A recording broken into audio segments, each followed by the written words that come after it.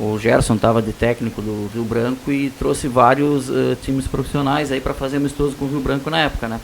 E um dos times que veio foi o Brasil de Pelotas. E o treinador do Brasil, o treinador de goleiro do Brasil, era o Passarinho. E eu estava lá. E antes do jogo começar, nós estávamos conversando ali na beira do vestiário, ali dentro do campo, e o Passarinho olhou assim e me disse assim: guri, aqui nesse campo tomei 4-1. Nós íamos aqui com o Brasil, tomamos 4-1 do Branco aqui, em 70 e alguma coisa também. Esse jogo tu tava, né? Tu, mas João. Com esse time que o Mega citou, do Rio Branco, nós ganhava do São Paulo, nós ganhava do Rio Grandense, nós ganhava do Farroupilha, do Pelotas e do Brasil aqui. Isso. Raramente se perdia com o time nesse dele. jogo aí com que esse time falou, foi 4-1. Com esses jogadores. Nós tocava 3-4 neles. O time do Rio Branco, vou dizer 11, mas além desses 11 tem mais 5 ou 6 que compraram mais. Claro. Mas olha, Carlos Canabarro, goleiro.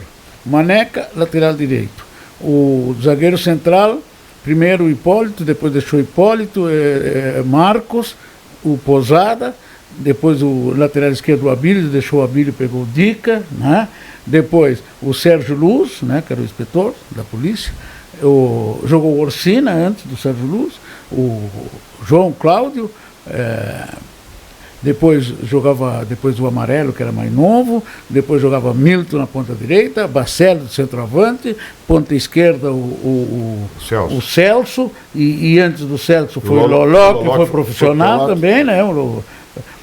E aí tem outros que jogavam um bolão bárbaro. Agora, o melhor time do Rio Branco, melhor time que eu joguei no Rio Branco, foi Canabarro, Maneca,